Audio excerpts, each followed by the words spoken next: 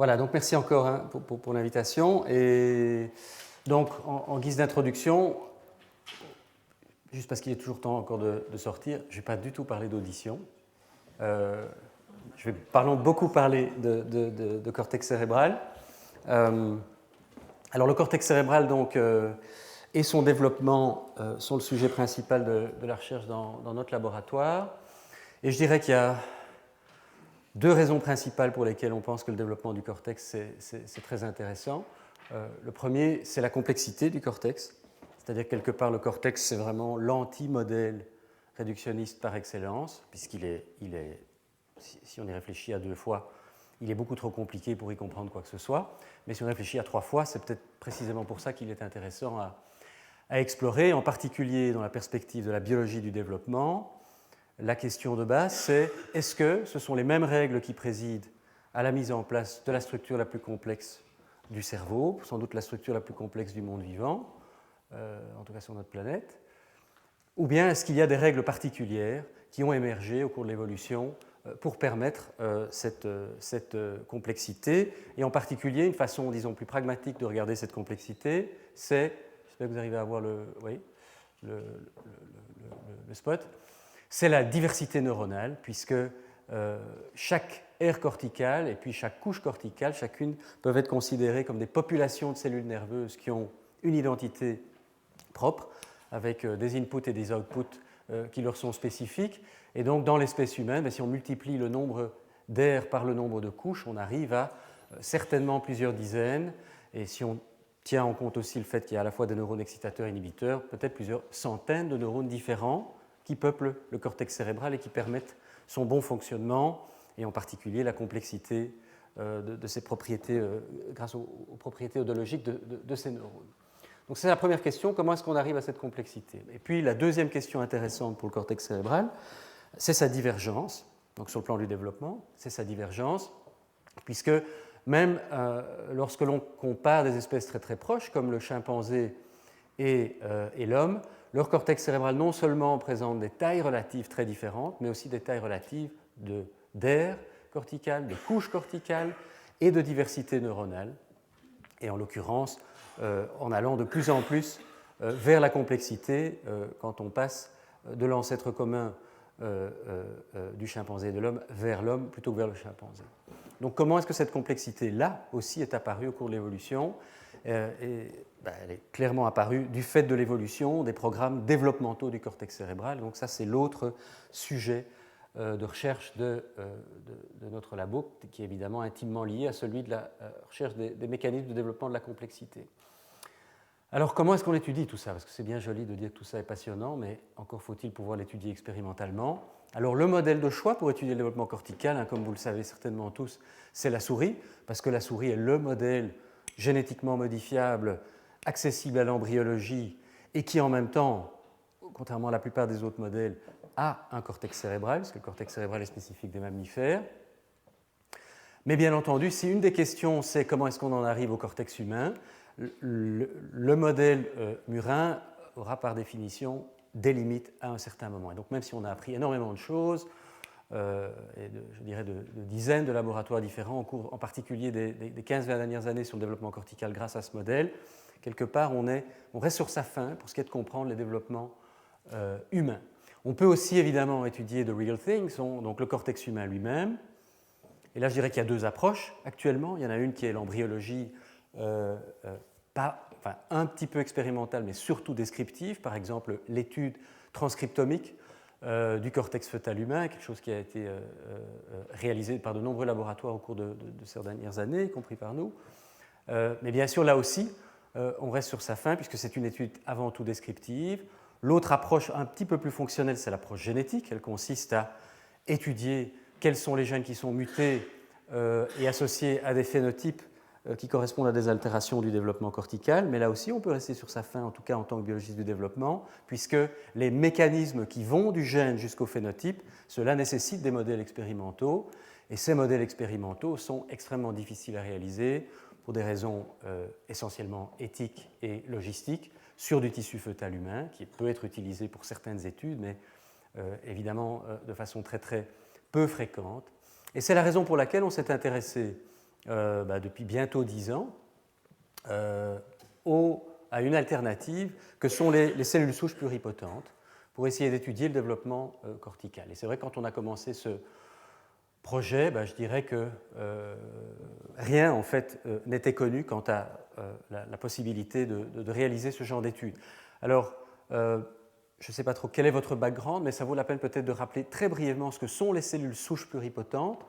Les cellules souches pluripotentes sont des cellules caractérisées par la capacité de générer n'importe quel type cellulaire de l'embryon et d'autre part un autorenouvellement à peu près infini. Bien sûr, il n'est pas infini, on ne peut pas dire qu'elles sont immortelles, mais pour vous donner un exemple, nous travaillons avec des lignées de cellules embryonnaires souches, murines ou humaines, dont certaines ont été générées il y a 15 ans, celles de souris il y a 20, parfois 25 ans, et si elles sont cultivées convenablement, elles conservent ces propriétés. Donc en tant que lignées, elles ne sont peut-être pas immortelles, mais elles sont quand même de très très très longue vie.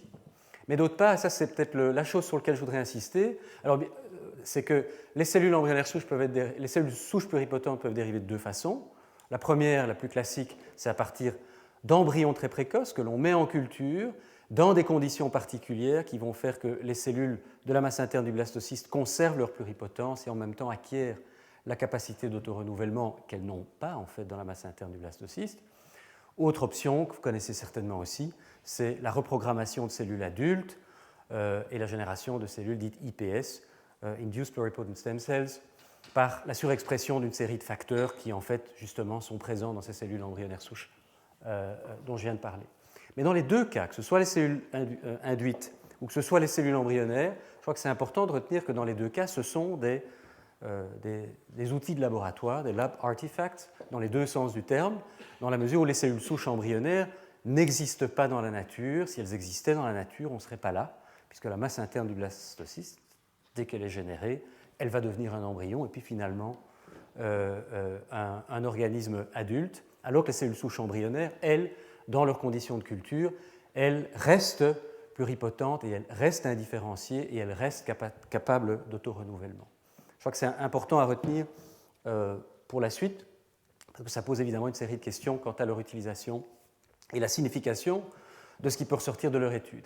Bon, cela dit, cette double capacité en fait évidemment un outil très très prometteur et je dirais que voilà, les promesses commencent tout doucement à être rendues, mais je crois que ça mettra encore quelques dizaines d'années avant qu'on puisse vraiment faire le bilan de l'intérêt en particulier clinique des cellules embryonnaires souches ou des cellules induites pluripotentes, mais on peut évidemment imaginer de les utiliser alors, soit pour modéliser des aspects du développement humain, c'est surtout cela dont je vais vous parler, pour modéliser des aspects plus translationnels, que ce soit modélisation de maladies ou de traitements, j'en parlerai brièvement également, et puis aussi, et pour le cerveau, je dirais que c'est peut-être à beaucoup plus long terme, dans le cadre de thérapies cellulaires de remplacement.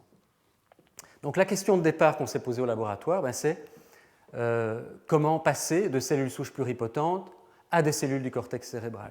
Et la question que je viens de poser, je l'ai formulée de cette façon-là. Je n'ai pas posé la question est-ce qu'on peut générer des cellules corticales à partir de cellules pluripotentes? Parce qu'a priori, puisque ces cellules sont pluripotentes, la réponse elle est oui.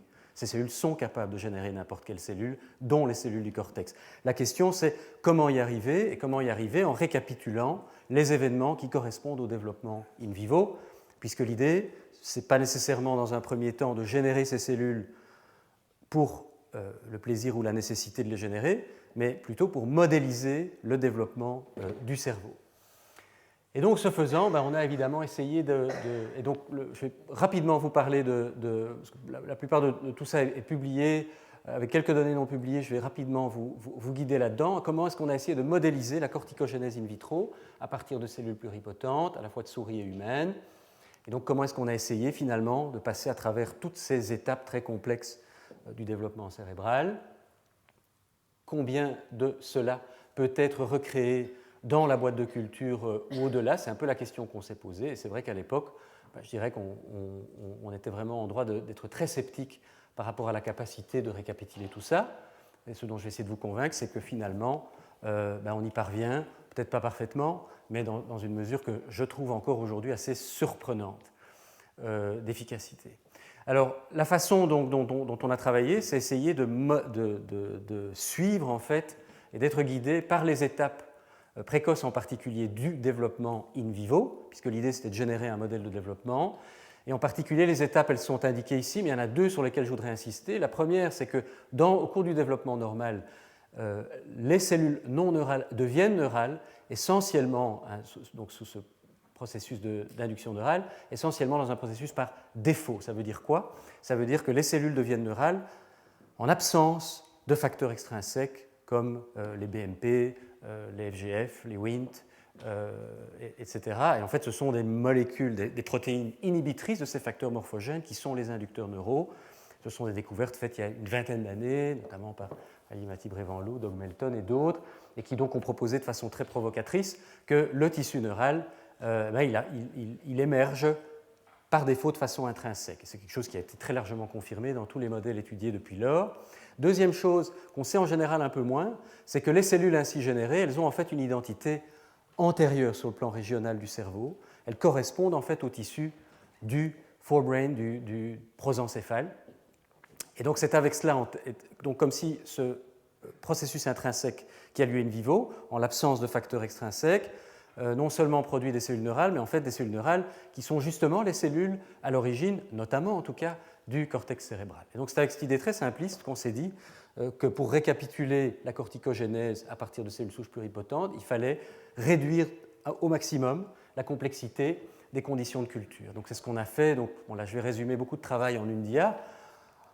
Ce qui se passe, c'est que quand on prend des cellules humaines ou de souris et qu'on les met en présence d'un milieu de culture qui ne contient pas de sérum, pas de morphogène extérieur, qui contient, éventuellement, des inhibiteurs de morphogènes, par exemple Noggin pour la voie BMP ou DICOP pour la voie Wnt, eh bien, on obtient une population de cellules qui sont en large majorité des cellules neurales, mais qui en plus ont une identité de prosencéphale. Et dans les cellules humaines en particulier, ça c'était tout à fait inattendu, ça a été confirmé par très nombreux laboratoires, en fait l'identité prédominante par défaut, c'est celle de progéniteur cortical et de progéniteur des neurones pyramidaux. Et ça c'est la deuxième chose qu'on a observée en fait dans la boîte de culture, dans ces conditions où on n'apporte rien aux cellules, c'est que ces progéniteurs corticaux, une fois générés, eh bien, ils sont capables, de façon séquentielle, de générer des neurones dont l'identité moléculaire correspond aux neurones des 6 couches du cortex cérébral.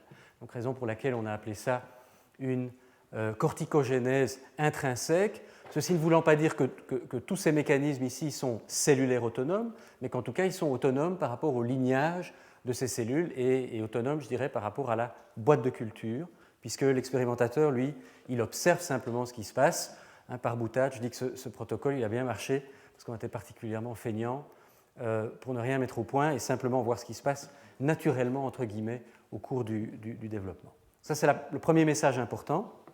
Deuxième message important pour revenir au problème de l'évolution et de la divergence, c'est que cette même observation peut être faite chez la souris et chez l'homme, mais si l'on compare la corticogénèse chez l'homme et la souris, elles suivent des lignes de temps qui sont complètement différentes. Plus de 3 mois pour générer tous les neurones à partir de cellules humaines, de l'ordre d'une semaine à partir de cellules de souris.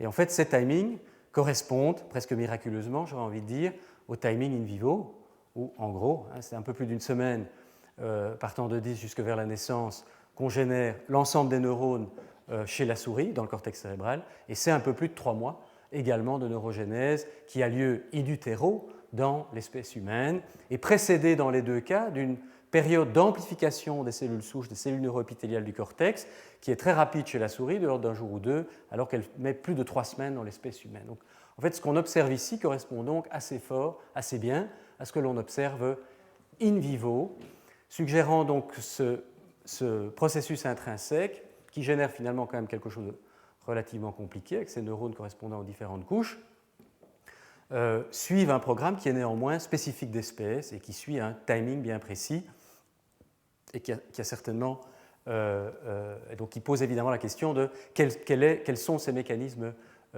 intrinsèques. Dernière chose sur laquelle je voudrais insister, on génère sur le plan des neurones dont les marqueurs moléculaires correspondent aux 6 couches, mais ces neurones ne sont pas établis en couches. Il n'y a pas de cytoarchitecture dans ce modèle.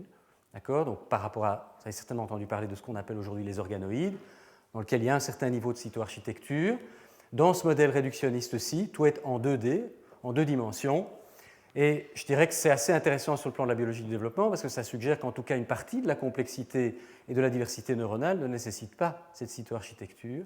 La cytoarchitecture est cependant très nécessaire pour d'autres aspects, mais on a ici une espèce de vision par l'absurde d'un développement simpliste, dirait-on, et réductionniste, pour faire plus chic, du développement cortical.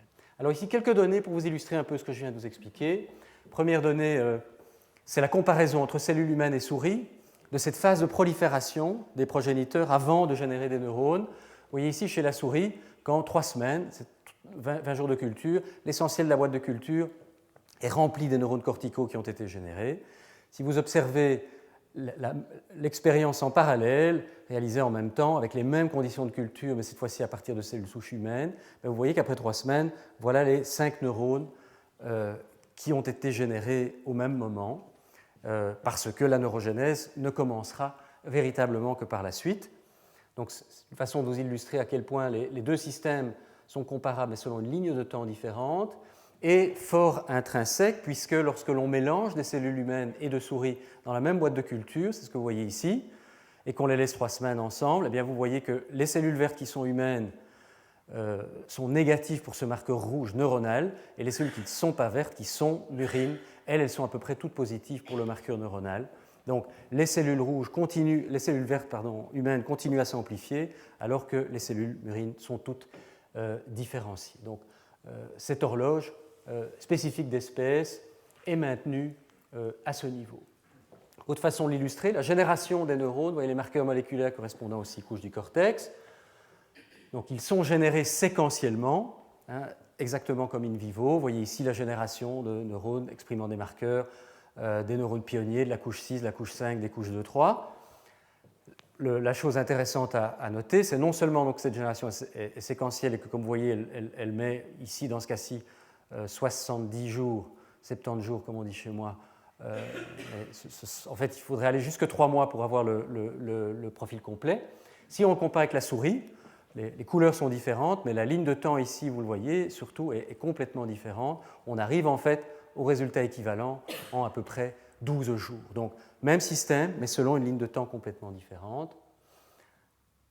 Et dernier aspect, pour illustrer cette ligne de temps spécifique d'espèce, vous voyez ici que ces neurones, une fois générés, peuvent maturer, établir des synapses les uns avec les autres, on va y venir dans un instant. Mais vous voyez ici qu'à l'échelle globale d'expression génique de ces neurones, si c'est des données de microarrays, si on compare le développement in vitro, jour 0, ce sont des cellules souches, 24, 44, 72 jours, et qu'on compare avec des données microarrays de cortex humain, fœtal, à 9 semaines et à 19 semaines de gestation, vous voyez qu'après plus de 70 jours, on est en fait à mi-chemin entre 9 et 19 semaines de gestation. C'est-à-dire qu'on est très très loin en fait du développement final, mais on est en fait assez proche de la ligne de temps qui se déroule in vivo. Donc c'est un développement extrêmement lent, mais qui rappelle en fait de façon étonnante celui qui a lieu in vivo. Et ça, c'est juste pour vous dire que les cellules ne sont pas apparemment bloquées à un stade donné, elles sont en fait capables, in fine, de générer des courants synaptiques, des potentiels d'action répétitifs, etc. Simplement, il faut attendre des temps considérables pour parvenir à ce niveau de maturation. Et des données de beaucoup d'autres laboratoires qui ont confirmé ceci indique aussi que si on regarde des neurones d'une autre identité que des neurones pyramidaux, qui sont les plus lents en fait de notre espèce, et qu'on regarde par exemple des neurones sensoriels périphériques, là, leur maturation est beaucoup plus rapide. Donc c'est vraiment une caractéristique de ces neurones corticaux humains.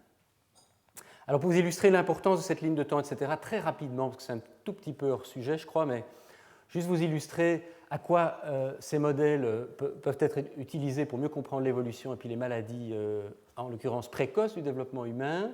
On s'est intéressé à une maladie qu'on appelle la microcéphalie primaire, donc où les enfants atteints déjà avant la naissance ont une taille de tête et de cerveau, et en particulier de cortex cérébral, beaucoup trop petite.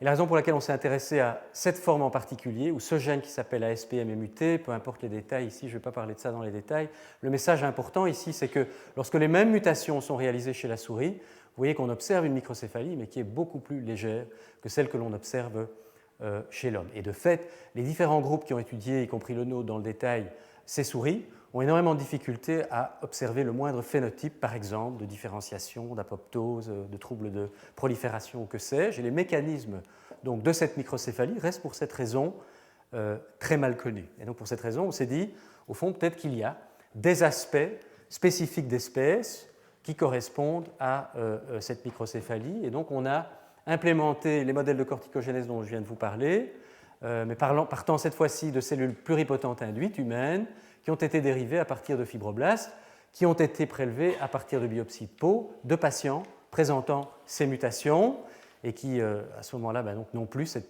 protéine ASPEM, qui est en fait une protéine centrosomale. De nouveau, je ne vais pas rentrer dans les détails ici, juste vous illustrer une donnée qui est qu'au cours du développement normal, comme je vous l'ai dit tout à l'heure, pendant presque 3 semaines, très peu de neurones sont générés. Voilà les premiers neurones à être générés après 15 jours dans ce modèle, dans des cellules donc contrôle. Et voici la situation dans différentes lignées générées de différents patients présentant cette mutation. Donc en fait, un des phénotypes frappants que l'on observe dans ce modèle, c'est qu'il y a une différenciation précoce qui n'est pas observée chez la souris, ou en tout cas très difficilement, et qui n'a pas ce niveau, disons, quantitatif ici, et qui, bien sûr, nous indique 2 choses, je dirais. La première, c'est que donc il y a des phénotypes spécifiques d'espèces. Alors peut-être que le phénotype chez la souris est tellement subtil qu'on ne le voit pas, et que c'est le même. Et en fait, c'est ce qu'on pense parce que les cellules que nous voyons ici, donc ce sont ces cellules qui s'amplifient, ces cellules neuroépithéliales, avant de générer des neurones. Et donc, je vous ai dit tout à l'heure qu'elles s'amplifiaient pendant près de 3 semaines dans l'espèce humaine, seulement pendant 1 jour ou 2 chez la souris. Donc, si ce sont ces cellules-là qui sont atteintes en particulier par la mutation d'ASPEM, il est logique de penser que dans une espèce où cette amplification est plus importante, le phénotype final est plus important. Donc, ce qu'on pense, c'est un modèle pour l'instant, on a encore beaucoup de travail à réaliser, les mécanismes aussi sous-jacents, je ne vais pas rentrer dans les détails, mais donc on a l'ensemble de ces déficits très précoces qui ont pour étape ou pour résultat final cette taille du cerveau beaucoup trop petite. Donc ceci, c'est peut-être pour vous illustrer, parce que je crois que c'est juste un premier exemple comme ça, que ces modèles, qui ne vont jamais remplacer les modèles animaux, bien sûr, je crois que la souris reste absolument essentielle pour comprendre le développement cérébral et plein d'autres choses, mais c'est un complément intéressant pour ce genre de cas d'espèces qui ouvrent peut-être une fenêtre sur une compréhension de l'évolution. Alors, on va passer au plus vif du sujet, si je puis dire, et passer de la boîte de culture au cerveau. Et donc, pourquoi est-ce qu'on est passé au cerveau? Tout simplement parce que dans la boîte de culture, même si on génère un certain degré de complexité, de diversité cellulaire, l'étude de la connectivité est virtuellement impossible, notamment parce qu'il n'y a pas de cytoarchitecture. Et donc, c'est la raison pour laquelle on s'est lancé dans des expériences de transplantation et on a bénéficié à cet égard, donc il y a déjà pas mal d'années, de l'aide et de la collaboration de Hassan Gaillard, professeur à l'Université de Poitiers, qui est bien renommé dans le domaine de la transplantation des cellules corticales, que je connaissais par ailleurs et à qui on a proposé de jouer avec nous dans notre labo, mais cette fois-ci pas avec des cellules embryonnaires corticales, mais avec des cellules générées dans la boîte de culture. Je vais vous résumer un petit peu les premières choses que l'on a trouvées en faisant ça. Bon, donc on différencie dans la boîte de culture les neurones corticaux, on les transplante, et puis voilà, ça marche entre guillemets. Donc on génère des neurones pyramidaux intégrés ici, et ceci, ce sont des expériences chez la souris, et on observe des neurones qui ressemblent assez bien à des neurones pyramidaux matures après 3-4 semaines, ce qui correspond à la période de maturation des neurones endogènes. Ces neurones sont marqués à la GFP, on peut suivre leur projection. Donc, ça, je pense que vous êtes familier avec ça. On peut suivre leur projection, ce qui a l'intérêt de pouvoir indiquer finalement quelle est leur identité d'air, puisque les neurones de couche 2, 3, 4, 5, 6 ne vont pas aller aux mêmes endroits dans le cerveau, et aussi, de couche, et les identités d'air aussi, puisque le cortex visuel ou auditif, par exemple, ne vont pas projeter dans les mêmes structures cérébrales. Alors, ce faisant, qu'est-ce qu'on a constaté? D'une part, que ces neurones suivent les trajets des neurones endogènes, corpus callosum, capsule externe, etc. Et, in fine, innervent les cibles qui correspondent aux cibles du cortex endogène. Mais quelle est la spécificité de ces observations? Ok, on voit des axones un peu partout, mais qu'est-ce que ça veut dire? Et donc, pour l'étudier plus en détail, une des expériences que l'on a faites, c'est de greffer à des temps différents après différenciation dans des souris, ici en l'occurrence des souris néonatales, des nouveau-nés souriceaux, en faisant l'hypothèse que puisque les neurones sont générés séquentiellement, en prenant les progéniteurs à des moments différents, on va générer des neurones d'identité différentes qui vont avoir des profils de projection différentes. Typiquement, les neurones de la couche 6 vont aller dans le thalamus, les neurones de la couche 5 devraient aller dans le mésencéphale ou la moelle épinière, les neurones des couches superficielles rester dans le cortex. Et bien, c'est ce qu'on observe. Donc, si on prend des cultures très précoces, ici jour 12 par exemple, l'essentiel de leur projection va être thalamique, comme les premiers neurones générés, et ainsi de suite. Si on prend les plus tardifs, vous voyez que là, on a un enrichissement des projections cortico-corticales, et entre les deux, ici, un enrichissement vers les projections vers le mésencéphale, lorsque l'on prend des cultures à mi-chemin, si je puis dire. Donc, suggérant que le temps qui passe dans la boîte de culture, comme on le suppose in vivo, a un réel impact sur l'identité finale de ces cellules, jusqu'à y compris leur projection dans le cerveau. Ça, c'est pour ce qui est des couches. Alors pour ce qui est des aires, là on a eu une petite surprise, et dont je dirais même encore aujourd'hui, on n'a sans doute pas l'interprétation finale, mais les données en tout cas elles sont là. C'est que lorsque l'on examine où les neurones essentiellement vont préférentiellement dans le cerveau, en fait ici je résume très fort les données, mais elles vont essentiellement dans les régions visuelles du cortex, dans les parties du cerveau qui correspondent aux cibles du cortex visuel, par exemple cortex visuel contralatéral, corps genouillés latéraux et ventraux, colliculus supérieur. Et voilà, ici vous voyez les quantifications, on ne va pas rentrer dans les détails, mais ceci pour dire que ce n'est pas juste un truc comme ça, c'est quelque chose qu'on observe maintenant depuis de nombreuses années dans tous les modèles qu'on étudie. Les cellules dérivées dans la boîte de culture semblent avoir, sur le plan de leur projection, une identité de cortex occipital, et pas seulement sur le plan de leur... Donc voilà, et ceci même si on les transplante dans le cortex moteur, elles ne sont pas respécifiées en cortex moteur, elles vont projeter dans les cibles du cortex visuel. Et ceci est vrai pour leur projection, mais en fait ceci est vrai dans la boîte de culture, et par la suite aussi au niveau moléculaire. Donc si on regarde des marqueurs, comme par exemple ici les facteurs de transcription COOP-TF1 et 2, qui sont préférentiellement exprimés dans le cortex occipital in vivo, eh bien ils sont essentiellement présents dans tous les progéniteurs avant la transplantation. Ce qui veut dire qu'au niveau moléculaire, ces cellules ressemblent surtout à du cortex occipital, et puis quand on les transplante également, suggérant, c'est un peu provocateur évidemment, qu'une partie, en tout cas de l'identité d'air, elle peut émerger in vitro sans influence du reste du cerveau. Et vous connaissez certainement, il y a de très nombreux laboratoires qui ont travaillé là-dessus, en particulier au cours des 10-15 dernières années. Il y a de nombreux mécanismes à la fois intrinsèques et extrinsèques qui font que les aires corticales deviennent ce qu'elles sont à partir de la table rase du primordium cortical. Ici, on vient avec une donnée où, par défaut, entre guillemets, des cellules souches pluripotentes générant des cellules corticales, ces cellules corticales vont adopter essentiellement une identité limbique et visuelle, en fait, mais donc essentiellement occipitale. Alors, ça ne nous dit pas comment les aires corticales se développent in vivo, mais ça nous montre en tout cas que, par défaut, elles peuvent devenir quelque chose d'assez compliqué in vitro. Et ça, je crois que c'est une leçon intéressante. Et vous allez voir dans un instant que ça a des applications directes. Donc, c'est je ne sais pas si vous êtes censé m'interrompre, si vous avez des questions, ou bien tout ça vient à la suite. Un peu l'impression. EMX2 est exprimé spontanément. Comment ? EMX2. EMX2 également, oui, tout à fait. Et donc, puisque tu me permets de faire une pause dans mon truc, de façon assez intéressante, on a examiné, je n'ai pas les données ici malheureusement, mais la cinétique d'apparition de marqueurs du cortex cérébral génériques, on va dire, comme EMX1 par exemple, et de marqueurs de cortex occipital comme EMX2 ou les COOP-TF.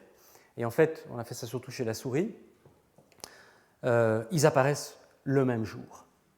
Donc comme si quand on génère les cellules corticales, elles ont déjà cette identité occipitale. Donc ce qui est assez intéressant sur le plan biologique, même si on peut arguer, je suis prêt à l'accepter, que c'est un artefact de laboratoire, en attendant c'est ce qu'on observe. Sur le plan pratique, évidemment, ça pose un problème, et qui est que jusqu'à présent, tous nos efforts pour changer l'identité de ces cellules, pour devenir motrices, par exemple frontales, se sont révélés très difficiles, parce qu'on doit modifier leur identité de cellules corticales, mais sans les rendre non corticales. Donc, par exemple, on pourrait leur rajouter des facteurs FG et F8 ou inhiber la voie Wnt, mais si ce n'est que si on fait ça, ou inhiber la voie Wnt, oui, mais si on fait ça, on peut changer leur identité, et là-dessus, elles perdent de MX1, par exemple. Donc ça, et de nouveau, on n'est pas les seuls à avoir fait ces observations. Lorenz Studer, par exemple, a des observations non publiées du même genre. Donc il suggère que dans cette voie par défaut, ces cellules ont essentiellement une identité occipitale. Ça répond à ta question. Il n'y en a pas d'autres. Tout est clair. Comment ? À l'heure actuelle, on ne sait pas préparer les cellules qu'après transplantation, elles viennent dans une autre ère. Alors, on essaye ça avec beaucoup d'acharnement, mais pour faire simple, je dirais non. Même avec Paxis ? Comment ? Même avec Paxis, antérieurement ? Mais même avec Paxis, parce que... Oui, donc ça, c'est le truc qu'on n'a pas essayé. On a peut-être été... voilà, j'ai peut-être été trop...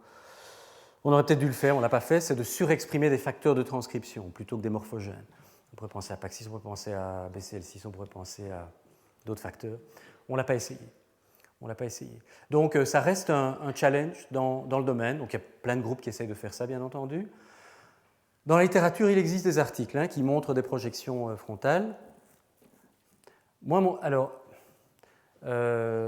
mon interprétation. Donc, il y a un truc peut-être intéressant à discuter très rapidement de ce point de vue-là. Enfin, je ne sais pas si on a le temps de digresser là-dessus, si ça vous intéresse.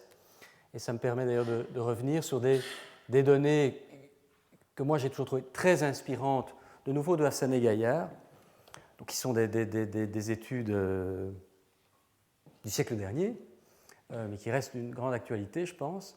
Et où donc ce que Afi avait fait, c'est toujours en rapport avec votre question.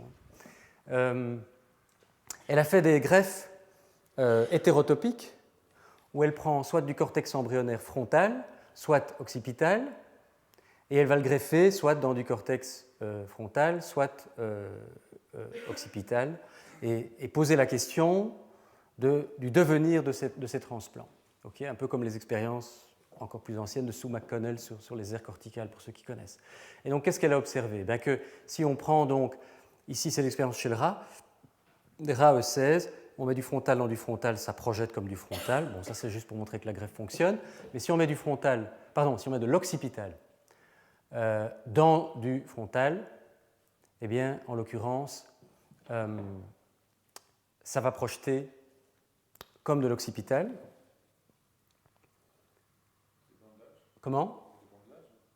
Par contre, si on prend des cellules plus précoces, voilà, on y est, merci Alain. Si on prend des E12, là, quand on met du frontal dans le frontal, ça reste frontal. Si on met l'occipital dans le frontal, ça devient frontal. Okay ?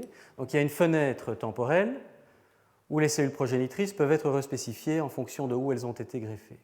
Et donc il y a un ou deux papiers qui montrent, en partant de cellules embryonnaires souches et générer des cellules neurales dont l'identité n'est pas terriblement bien caractérisée, je dois l'avouer, et puis transplantées, sont capables de générer, après greffe dans le cortex frontal, des projections frontales. Mais mon interprétation est qu'elles n'ont pas été générées in vitro pour être frontales.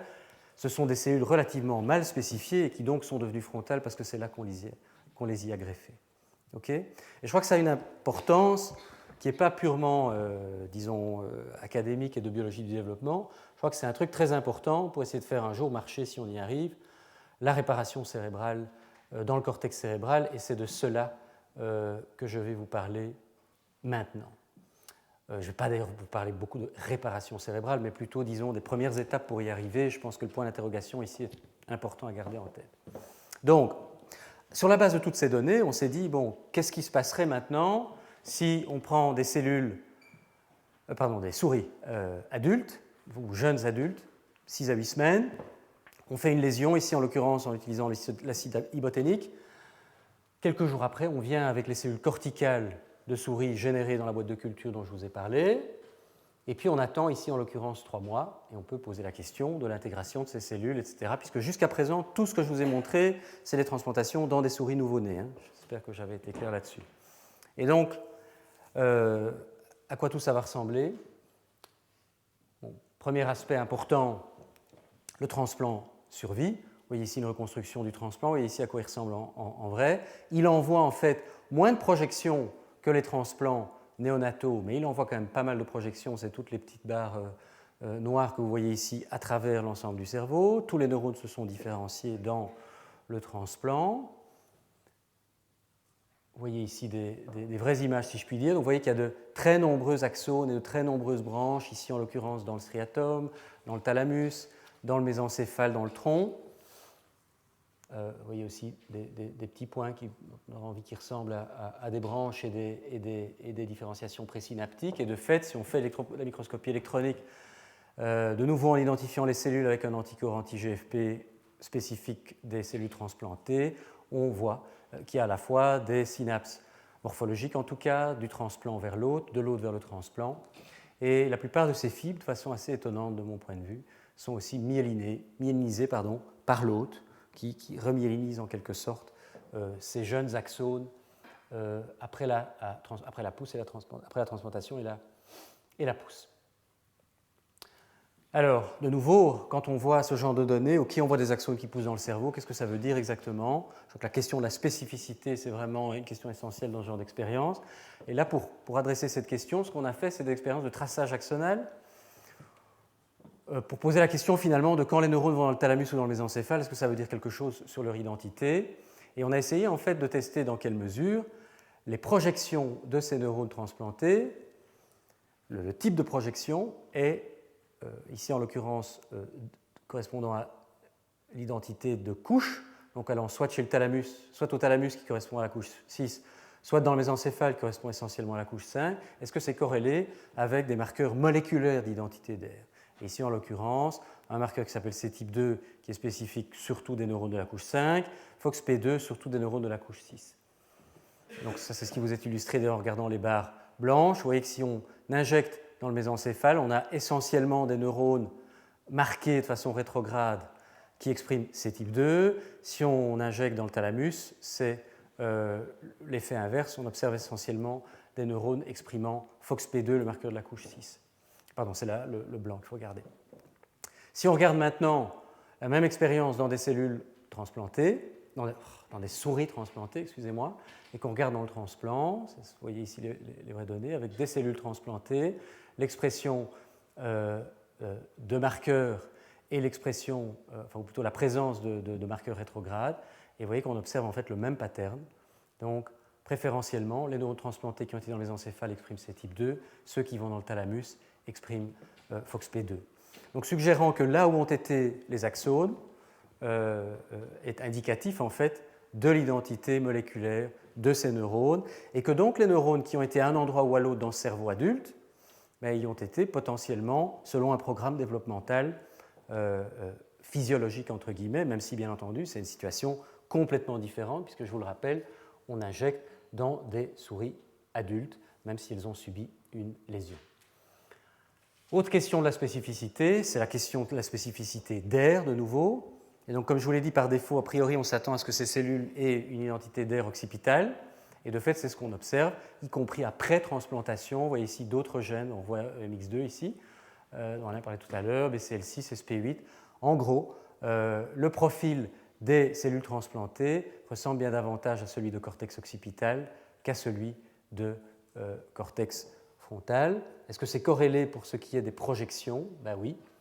Et donc, je ne vais pas vous bombarder avec toutes ces données, c'est un peu difficile et indigeste, mais prenons simplement comme exemple les profils dans des noyaux du thalamus.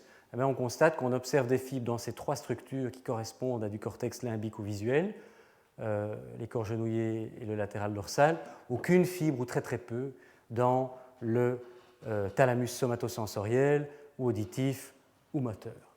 Donc les projections, de nouveau, ressemblent à du cortex visuel. Mais dans ce cas-ci, on a transplanté dans du cortex visuel qui a été lésé. Donc vous pourriez me dire, ok, ici tu observes des projections visuelles, mais finalement c'est peut-être simplement parce qu'on les a transplantés dans du cortex visuel. Donc pour adresser cette question de spécificité, et ça c'est juste une expérience de plus qui vous démontre donc, qu'on observe des neurones rétrogradés tracés à partir du thalamus visuel dans le transplant, mais pas à partir du thalamus moteur. Donc c'est un profil de projection qui est étonnamment spécifique. Voilà, ça c'est la même chose. Vous revoyez ici le même type d'expérience où on voit donc que le gros des, le résultat où le gros des projections correspond à des projections du cortex visuel. Mais donc, puisqu'elles ont été greffées dans le cortex visuel, est-ce que c'est l'identité de l'hôte qui est la cause de ces observations? Et donc, pour répondre à cette question, ce qu'on a fait, c'est des lésions et puis des greffes dans du cortex moteur.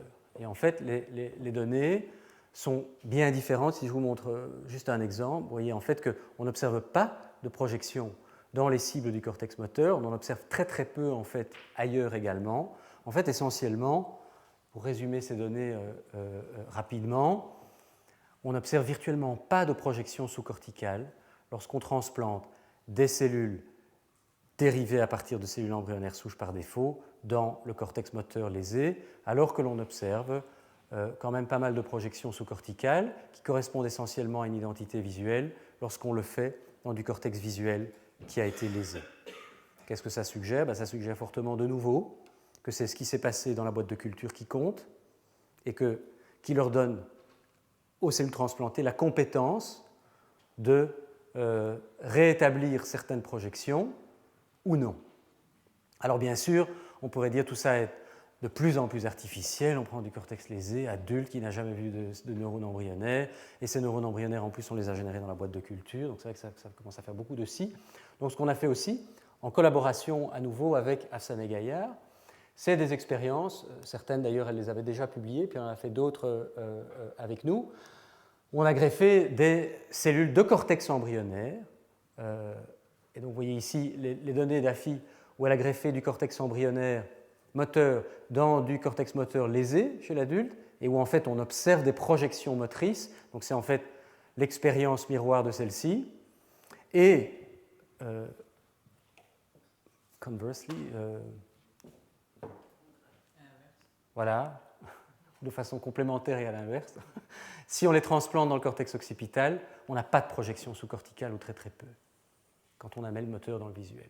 Donc ça suggère en fait que chaque fois que c'est hétérotopique, pour le retenir facilement, il n'y a pas de projection sous-corticale. Quand c'est homotopique, sur le plan de la lésion et du site de transplantation, on a une pousse qui est spécifique de la zone qui a été lésée et qui est aussi par définition spécifique de l'identité d'air des cellules qu'on a transplantées puisque c'est homotopique. Et donc suggérant, la conclusion n'est pas là, oui, elle est ici en fait, mais que pour observer un rétablissement des projections, il faut un match, il faut une correspondance relativement importante, relativement précise entre l'identité des cellules qui ont été transplantées et celles qui ont été endommagées. Et donc pour revenir à la question du cortex moteur, ça montre donc évidemment, ces données indiquent, je crois avec force, que si on veut un jour pouvoir rétablir des projections de cortex moteur après par exemple un accident vasculaire cérébral ou que sais-je, je ne sais pas si ça marchera un jour, mais on peut en tout cas y penser, il faut d'abord pouvoir respécifier ces cellules, puisque ça semble être la seule façon de le faire. Si on prend des cellules qui ont été spécifiées dans autre chose, on ne va pas avoir de respécification miraculeuse dans les cellules adultes, et ça va un petit peu à l'encontre de pas mal de littérature des transplantations qui sont sorties, je dirais, au début de ce siècle, et qui suggéraient que toute une série de cellules souches, même non neurales, étaient capables de recréer des projections correspondant au site qui a été lésé dans le cerveau. Je pense que beaucoup de ces données, sans doute, n'étaient peut-être pas tout à fait correctes, voire artefactuelles du fait de fusion cellulaire.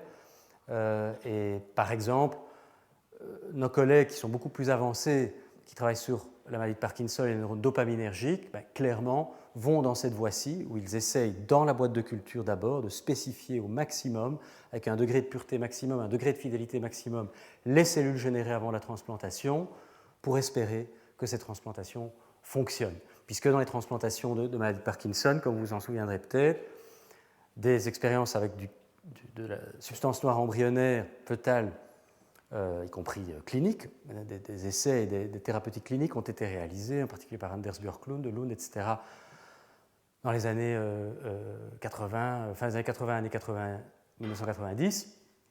En partie, ça a marché, en grande partie, ça n'a pas marché, et de nouveau, le consensus aujourd'hui, c'est pour cette même raison que les cellules qui étaient transplantées n'avaient pas la bonne identité. Donc cette question de l'identité, et bien sûr, si on pense au cortex auditif, c'est la même chose, je crois qu'elle est absolument clé pour arriver à espérer un certain degré de rétablissement des connexions. Alors bien sûr, rétablissement des connexions, qui est le terme... Oui, vous avez une question ? Oui, parce que vous évoquez beaucoup les projections vers la structure supracorticale. Oui. C'est clair pour l'identité. Oui. Est-ce que vous observez aussi des projections cortico-corticales ? Oui, bien sûr. Oui, oui, on observe des projections cortico-corticales. Je résume très très fort les données ici parce qu'elles ont été publiées là, il y a un peu plus d'un an. Vous pouvez aller voir où là on a tout regardé. Donc typiquement par exemple, en contralatéral, l'essentiel des projections vont vers le cortex occipital et pas plurirostralement. Comment? Ce qui veut dire qu'on a une identité correspondant à toutes les couches. Oui, de nouveau, absolument. Oui. Oui. Oui, oui, c'est une bonne question. Donc de nouveau, parce que j'ai toujours peur d'être trop long, je vais un peu trop vite, mais les expériences que je vous ai montrées, quand je les montre aux étudiants de master, une fois que tout est fait, je leur dis, mais en fait tout ça n'a aucun sens, parce que si on greffe les progéniteurs précoces et qui sont capables de continuer à proliférer dans le transplant, ils vont aussi générer les neurones tardifs. D'accord? Donc en fait, cette expérience n'a aucun sens. Pourtant, c'est quand même le résultat qu'on obtient et qui correspond superficiellement à l'idée qu'on s'en fait. Alors, l'interprétation qu'on en a, qui je crois est correcte, c'est qu'en fait, quand on prend des cellules précoces, les neurones des couches profondes, qui sont greffés à ce moment-là, ils survivent très très peu. Et ce qui reste, en fait, c'est des neurones, ce sont des progéniteurs qui correspondent en fait aux progéniteurs tardifs qui vont générer surtout des neurones des couches superficielles. Et conversement, si on prend, par contre, en fait, c'est la même chose que les vieilles expériences de Sue McConnell de prendre du cortex fœtal, enfin néonatal précoce de furet, correspondant aux couches profondes ou correspondant aux couches superficielles, et puis les transplanter, et où on observe soit que les neurones s'implantent dans les couches superficielles ou dans les couches profondes.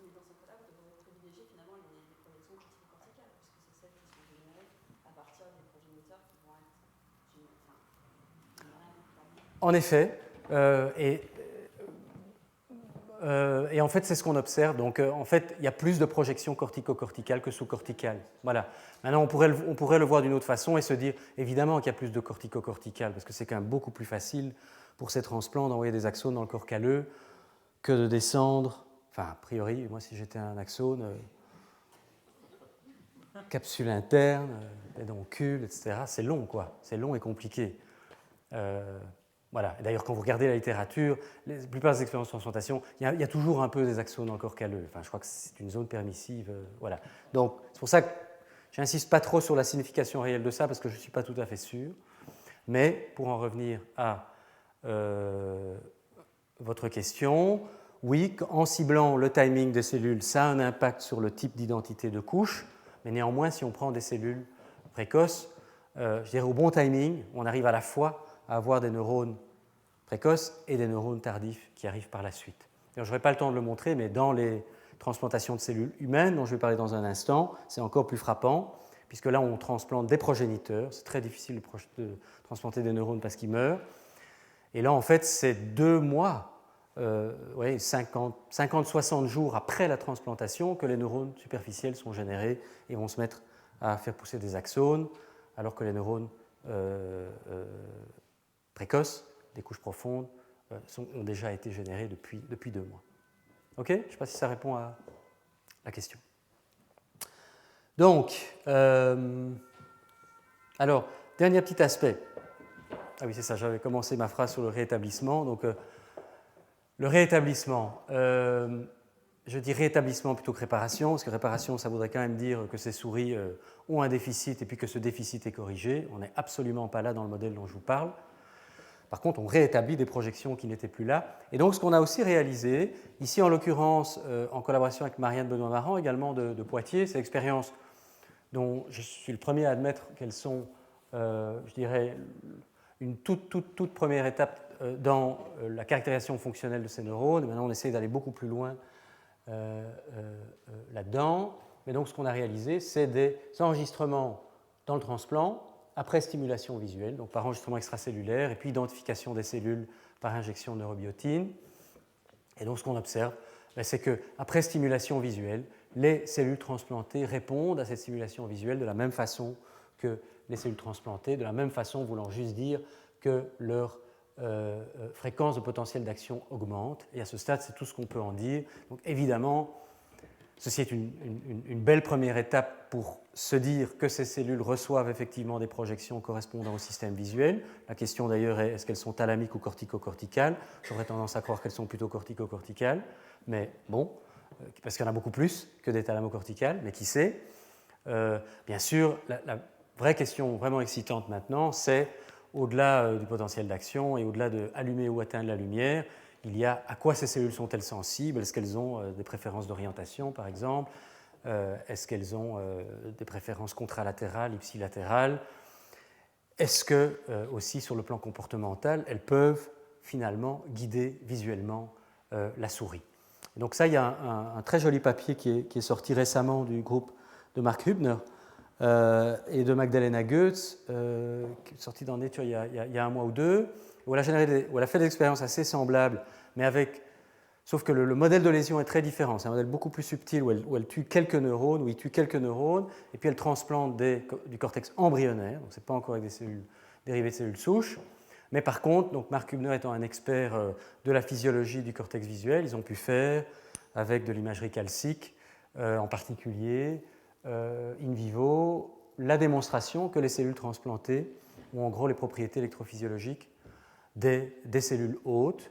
Bien sûr, il reste pas mal de cellules hôtes, mais les nouvelles cellules, quand on regarde leur signaux GCAM, en réponse par exemple à la préférence d'orientation, ipsilatérale, contralatérale, etc., ont l'air de se comporter comme les cellules hôtes. Donc ça va quand même dans le même sens, c'est très encourageant pour nous, et on collabore d'ailleurs maintenant avec eux dans l'espoir, avec les cellules embryonnaires dérivées de cellules souches humaines, corticales dérivées de cellules souches humaines, d'aller donc à un niveau supérieur de la caractérisation physiologique, disons, de ces cellules. Donc tout ça pour dire que je crois qu'on en est à une preuve de principe, on est par contre loin encore de la réparation.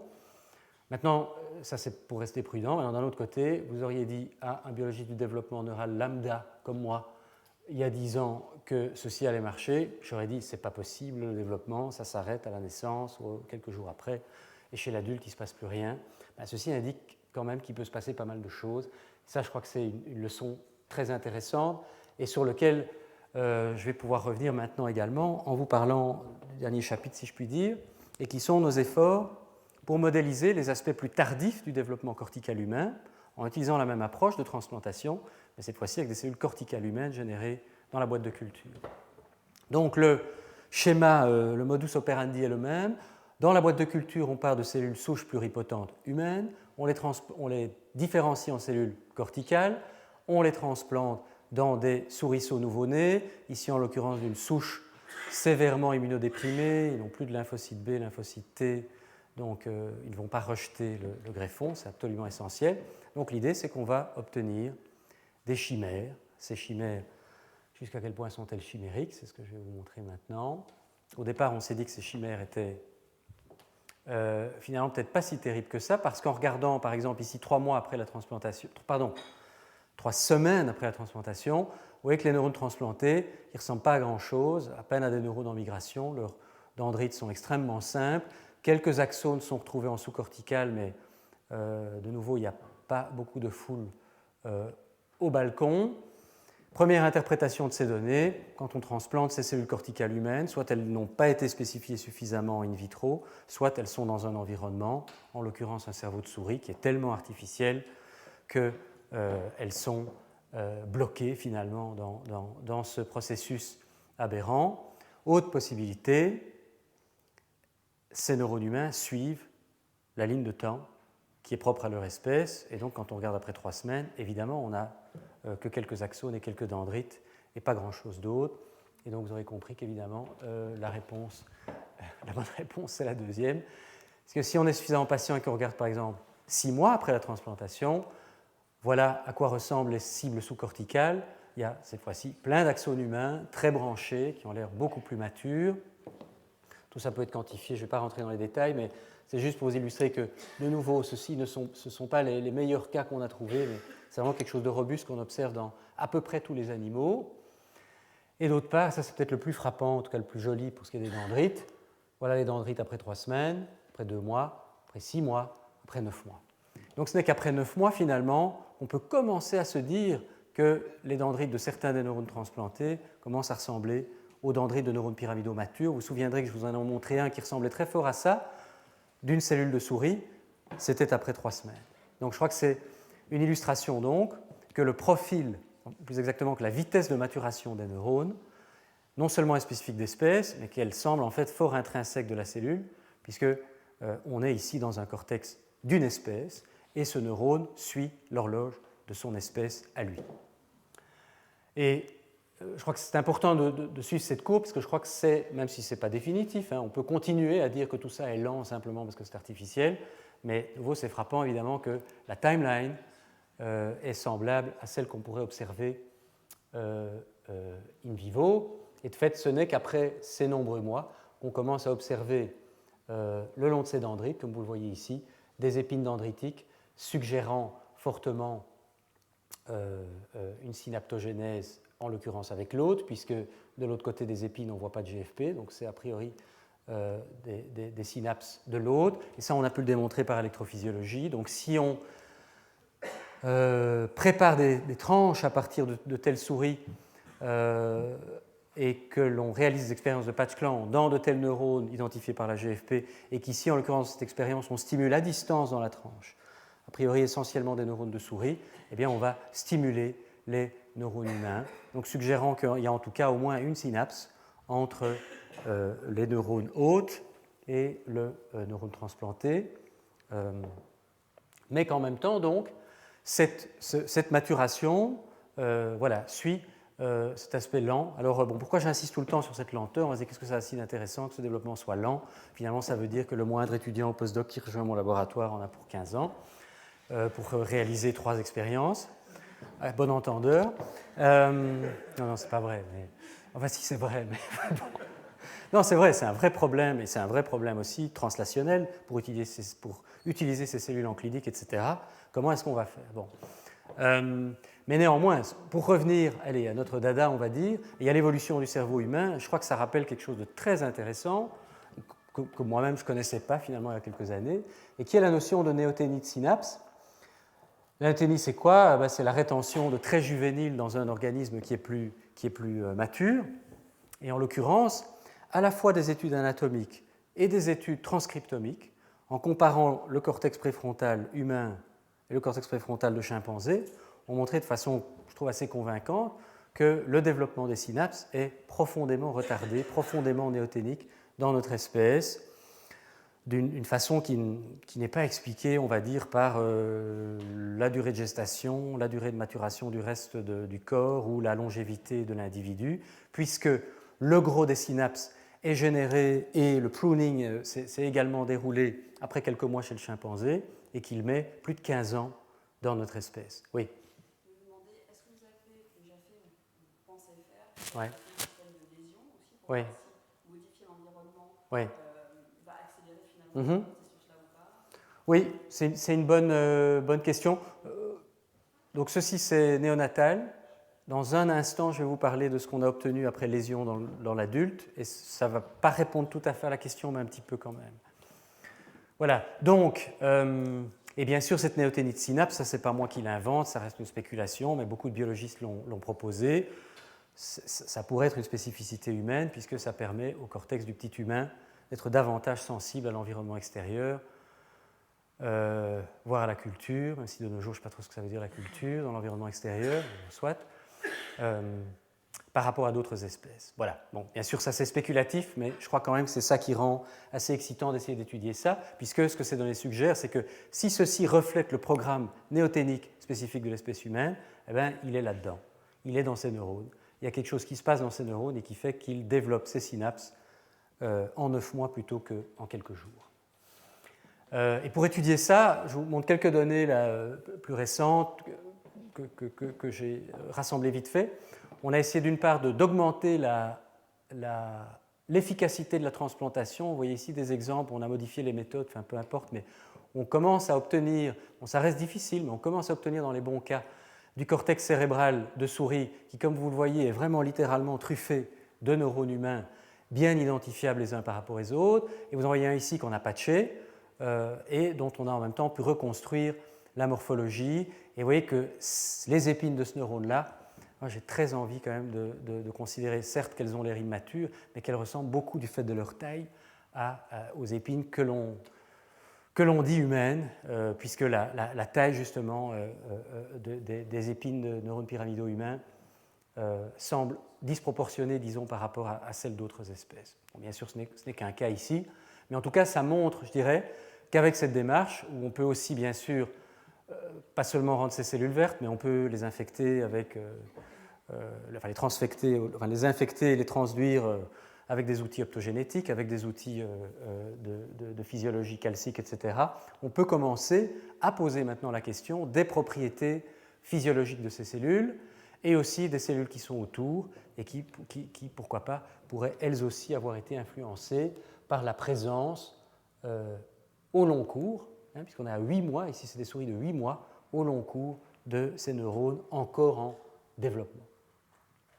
Et ceci, c'est juste pour vous dire que ce système devient maintenant, je crois, assez robuste pour qu'on puisse commencer à faire de la biologie. Donc ici, c'est une expérience toute simple, où on a fait, c'est toute une série de constantes, simplement des propriétés intrinsèques des neurones. Et en gros, ici, c'est de plus en plus immature et on va de plus en plus vers le mature ici. Vous voyez en gris et en noir les données de souris, donc où les neurones juvéniles enregistrés sont dans cette aire. Et puis, à mesure qu'ils deviennent adultes, par exemple, leur résistance diminue. Et vous voyez les données des neurones humains à 5 mois et à 9 mois post-transplantation. Donc vous voyez la même tendance, mais cela dit, même après 9-10 mois, on n'est pas encore à l'équivalent des neurones adultes. Je trouve que ces données sont encourageantes parce qu'elles montrent bien qu'il y a un shift, et donc ces neurones n'ont pas l'air bloqués dans un stade de maturation fonctionnelle particulier et suivent finalement la même tendance que les neurones hôtes. Et ici, en l'occurrence, on regarde quand même des propriétés qui sont déjà beaucoup plus fonctionnelles. Donc on est en train de regarder maintenant d'autres choses comme les courants synaptiques, la capacité à générer de la LTP, etc. Et voir dans quelle mesure. Comment ? Ah oui, bien sûr, la souris vieillit. Oui, heureusement pour elle. Que dis-tu ? Ah, je pense qu'on devrait inventer une technique pour reprendre ces neurones et les mettre dans une jeune souris pour arriver à... Absolument. Donc, ça, c'est très clair que les profils électrophysiologiques, que ce soit dans notre labo ou d'autres labos, de neurones les plus matures obtenus, restent, quand on les montre à n'importe quel électrophysiologiste habitué à la souris ou au rat, très immatures. C'est très clair. Oui. Vous disiez tout à l'heure, on pourrait se poser la question en clinique, comment on va faire, mais Ouais. la question bête, c'est se dire, et si on mettait des neurones de souris dans un cerveau humain ? Oui. Alors, peut-être pas dans un cerveau humain, mais est-ce qu'on pourrait imaginer dans un cerveau de primate lésé mettre des neurones d'une espèce Plus rapide. Ouais. C'est une excellente suggestion. Voilà, vous n'êtes pas le premier à la faire, on aimerait bien faire cette expérience. Le problème, c'est qu'il faut avoir des primates à transplanter sous la main, ce qui n'est pas facile. On s'est dit on pourrait faire souris-rat, mais cela dit, la maturation n'est pas très différente. Mais il y a des gens qui sont amusés à faire ça, cela dit, par rapport à la longévité des neurones, puisque si je me souviens bien, oui, les rats vivent plus vieux, et donc par exemple, les cellules de Purkinje dégénèrent plus vite chez la souris, avec l'âge, et si on les transplante chez le rat, elles dégénèrent moins vite. C'est un papier comme ça. Donc on pourrait imaginer sur le plan développemental une expérience équivalente. Il faut qu'on trouve le bon modèle. Le furet peut-être. Souris chez le furet par exemple pourrait être une façon intéressante de le faire et de voir dans quelle mesure on arrive à quelque chose. Ouais. Et quid des inhibiteurs ? Des inhibiteurs de ? Des neurones inhibiteurs. Ok, Inhibiteurs. bien sûr, oui. Donc c'est vrai qu'on est très très très pyramidocentrique ici.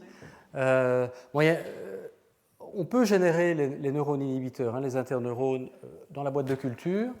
Ce qu'il faut savoir, c'est que c'est beaucoup plus difficile à faire que les neurones pyramidaux, parce que ce n'est pas strictement par défaut. Il faut rajouter en fait des morphogènes ventralisateurs, Sonic Hedgehog par exemple.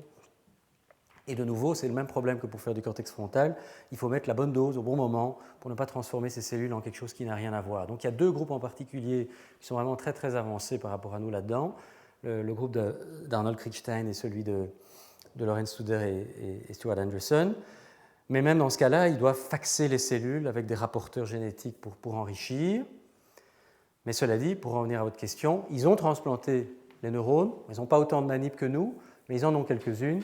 Et ces neurones sont super néoténiques et sont en fait encore plus lents que les neurones pyramidaux, ce qui est attendu des interneurones humains. C'est-à-dire que les profils électrophysiologiques qui sont parvenus à obtenir, après 6 mois, 9 mois, sont vraiment extrêmement immatures, même par rapport aux pyramidaux humains. Voilà. Une des questions intéressantes, évidemment, par rapport aux interneurones, une des raisons pour lesquelles on aimerait bien faire ça d'ailleurs, mais je pense qu'ils sont en train de le faire aussi, donc c'est toujours un peu difficile, mais c'est que, comme vous le savez,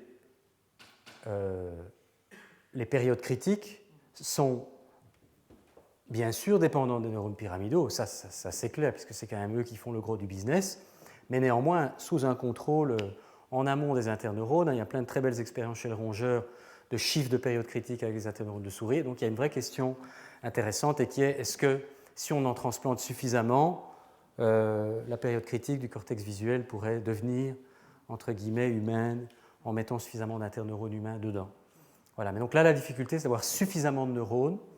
Par contre, c'est plus facile de les avoir dans le cortex, puisque ces neurones ont des propriétés migratoires qui sont infiniment plus riches que celles des pyramidaux, et donc, voilà, donc in fine, ces manips vont peut-être mieux marcher finalement que celles qu'on fait. Voilà, mais ça reste ouvert aujourd'hui. Mais c'est clair que c'est une question tout à fait fascinante.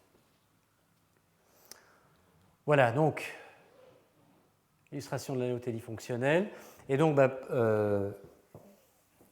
qu'est-ce qu'il en est maintenant dans un autre paradigme? Le paradigme dont on a parlé tout à l'heure, celui des cellules, je sais pas pourquoi je dis chaque fois cellules, d'animaux adultes ou juvéniles que l'on lèse et dans lequel on va transplanter des cellules, cette fois-ci corticales humaines, et puis attendre et poser les mêmes questions que ce que je vous ai dit tout à l'heure, et où donc de nouveau il y a une lésion, et en gros, on observe la même chose. C'est-à-dire que voilà les transplants. Ici, en l'occurrence, après une lésion d'aspiration, où les neurones humains ont en gros peuplé le trou qu'on avait fait dans le cortex occipital.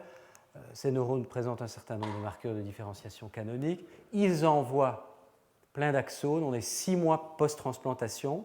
Et donc, je crois que ça répond en partie à la question que vous posiez tout à l'heure, parce qu'à ma grande surprise, on voit à peu près autant d'axones. En tout cas, on voit aussi rapidement la pousse axonale dans ce cortex adulte après transplantation, après 8 semaines, qu'après transplantation à la naissance. Alors qu'à la naissance, on pourrait se dire une partie quand même du cerveau reste permissif / instructif à la croissance d'une série d'axones qui sont encore en train de pousser. À 8 semaines, il ne reste plus grand-chose. De nouveau, la lésion est absolument nécessaire. S'il n'y a pas de lésion, il n'y a pas de pousse axonale, mais la vitesse de croissance est peut-être bien la même. Oui. C'est difficile à évaluer, mais est-ce que vous observez une différence en termes de taux de survie et d'intégration Chez l'adulte lésé, entre les néonatales et les adultes lésés, les cellules transplantées? Oui, c'est effectivement difficile à évaluer. Ça marche un peu moins bien dans l'adulte lésé, mais il y a d'autres trucs. Je veux dire, la lésion elle-même et l'anesthésie fait qu'on perd des animaux plus facilement que chez le nouveau-né, où en gros c'est beaucoup plus standardisé. Voilà, il y a peut-être d'autres raisons que purement biologiques, disons. Mais globalement, le taux de succès est assez équivalent. C'est 3/4, 4/5 des animaux. Ah oui, non, je ne parlais pas d'animaux, je parlais des cellules transplantées. Mm-hmm. Du taux de survie des cellules que vous transplantez. Ah, combien de cellules? Ok, oui. Alors ça c'est encore plus difficile à évaluer. Et j'ai pas d'idée. Parce que finalement, en particulier les cellules humaines, comme j'ai dit, ce sont essentiellement des progéniteurs qu'on transplante. Ils restent actifs mitotiques pendant 2-3 mois, et puis ils s'arrêtent. Donc à 6 mois, il n'y a plus de progéniteurs. Donc ce n'est pas des tumeurs, mais néanmoins, voilà, on continue à avoir des cellules. Donc c'est très difficile d'évaluer quel est le taux de mort cellulaire, etc. Tout ce que je dirais, c'est qu'il y a relativement peu de pertes dans les semaines qui suivent. Donc en tout cas, dans les semaines qui suivent, il n'y a pas une mort cellulaire massive, ça je pense qu'on l'aurait vu. Par contre, peut-être que dans le jour de la transplantation, là, il va y avoir un tri quand même des cellules qui sont capables de rester et puis d'autres qui n'y parviennent pas. Mais quantitativement, je n'ai aucune idée de ce que ça représente. OK ? Quel est le profil de ces projections ? Eh bien, même chose que ce que je vous ai montré pour les cellules de souris. L'essentiel de ces cellules transplantées, qui ont par ailleurs de nouveau une identité moléculaire visuelle, dans les transplants visuels, montrent des projections d'ordre visuel.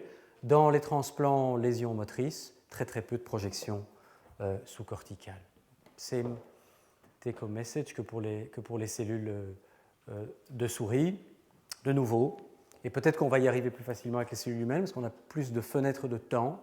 L'un des défis maintenant, c'est de changer l'identité d'air des cellules avant transplantation et puis de voir ce qu'elles sont capables de donner. Ces cellules sont-elles fonctionnelles? Ici, on a réalisé des expériences de patch clamp ex vivo, comme ce que je vous ai montré pour les transplantations néonatales, et on observe, avec un taux de succès qui est équivalent, de nouveau, des indications que la stimulation de la tranche induit une stimulation des cellules humaines, donc il y a un certain degré de connectivité, de nouveau, de nombreux mois après la transplantation, ici 10 mois après la transplantation. Le degré de maturité de ces neurones n'est pas différent de ceux qui ont été transplantés chez le nouveau-né. Donc de nouveau, c'est comme si cette horloge était assez insensible aux conditions de transplantation. Bien sûr, est-ce que cette connectivité peut avoir un impact fonctionnel, de réparation, etc. Ça, je pense qu'il faut rester agnostique à ce stade et continuer les expériences et l'avenir nous dira ce qu'il en est. Mais ce qu'il y a de sûr, c'est qu'en tout cas, il y a des synapses. On peut donc continuer à travailler dans ce sens, parce que s'il n'y en avait pas, évidemment, à ce moment-là, il n'y aurait pas de substrat pour la réparation. Je vais conclure par 2-3 diapositives d'un travail qu'on vient de terminer, là, qui va bientôt être publié, et qui vous illustre finalement que ces modèles peuvent peut-être même, et j'avoue que j'étais très sceptique quand on a démarré ce projet, qui est une collaboration avec le laboratoire de Bart de Stroper au VIB à Leuven, donc qui m'a invité à Leuven en fait, pour qu'on fasse toutes ces expériences ensemble. Donc c'est un laboratoire qui est expert dans la maladie d'Alzheimer. Alors bon, la maladie d'Alzheimer, vous la connaissez autant ou mieux que moi, mais donc elle apparaît évidemment relativement tardivement, dans les 4e, 5e, 6e, 7e décades. Elle touche quand même avant tout les neurones pyramidaux, caractérisés par les plaques amyloïdes, par la dégénérescence des fibrilles, par de l'astrogliose et par une profonde perte des synapses et des neurones. C'est quand même la première pathological feature d'un cerveau d'autopsie d'Alzheimer, c'est qu'il manque des neurones. Or, dans les modèles de souris communément utilisés, qui sont typiquement essayent de mimer les formes génétiques d'Alzheimer, où on surexprime l'APP, où on mute la préséniline, on n'observe pas de dégénérescence neurofibrillaire, en tout cas de ces fameux tangles.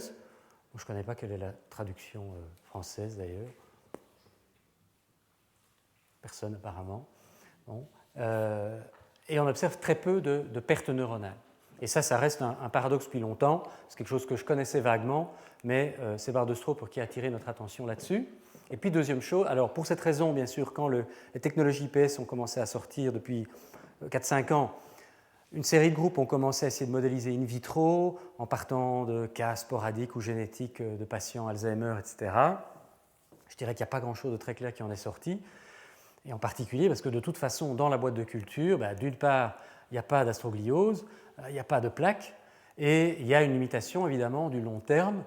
Et si on se dit qu'il faut peut-être plusieurs années pour arriver à mimer quelque chose, c'est très difficile d'imaginer ça dans une boîte de culture, même si, on peut en discuter plus tard, on peut imaginer des approches, il y a des groupes qui essayent de faire ça pour vieillir artificiellement les neurones et ainsi peut-être pouvoir mimer de telles maladies neurodégénératives. Mais donc la question qu'on s'est posée ici, c'est de nouveau une question très simple de preuve de principe. On est parti non pas de neurones Alzheimer, mais de cellules pluripotentes humaines contrôle, qui a priori n'ont rien de spécial. On a pris 3 lignées différentes. On les a différenciées en cellules corticales, comme je vous l'ai indiqué, et puis on a fait les transplantations, comme je vous l'ai indiqué, si ce n'est qu'on l'a fait dans 2 populations de cellules de souris différentes, soit des souris contrôle, immunodéprimées comme je vous l'ai décrite, soit les mêmes souris immunodéprimées, mais qu'on a croisées avec les mutants APPPS1, 21, qui sont nouveaux dans le domaine, considérés comme les modèles qui développent le plus rapidement des plaques amyloïdes chez la souris. Et on s'est posé la question de ce qui se passe.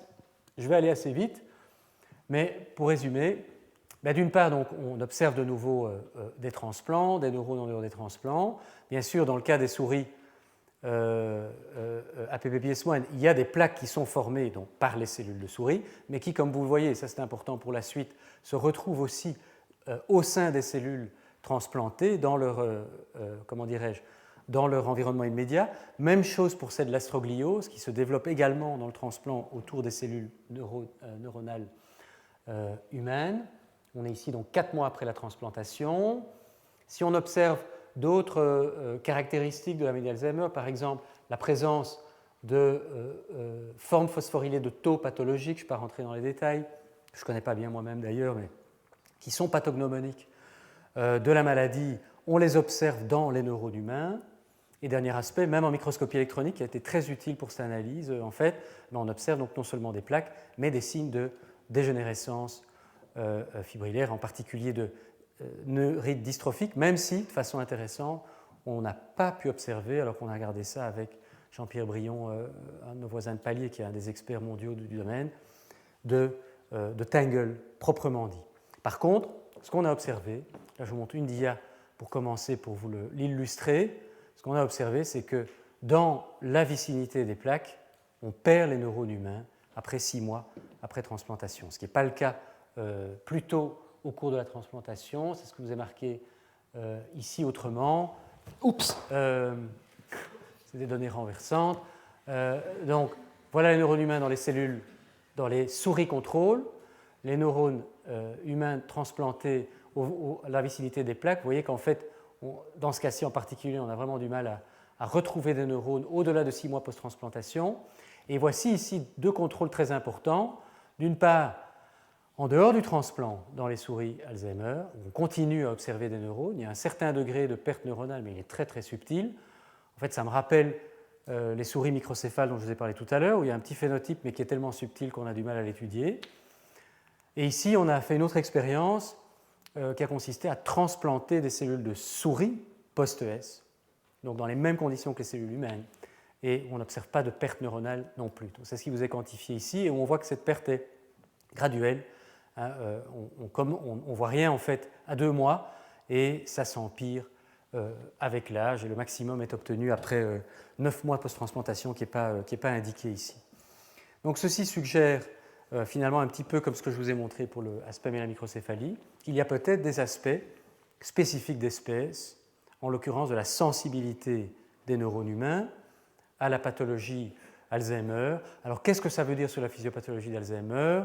Sans doute que Bardestroper vous donnerait une grande leçon là-dessus. En ce qui me concerne, je ne sais pas. Mais en tout cas, je crois que ça indique de nouveau l'intérêt de ces approches, et en l'occurrence des approches chimériques, pour étudier des aspects même relativement tardifs de la vie des neurones. Bien sûr, de nouveau, on peut arguer que tout ceci est très artificiel, que ces neurones sont encore en développement, puisque je vous ai dit qu'à ce stade-là, ils sont encore très immatures. Donc qu'est-ce que c'est que pour une maladie d'Alzheimer où on regarde des neurones qui sont en train de faire leurs synapses?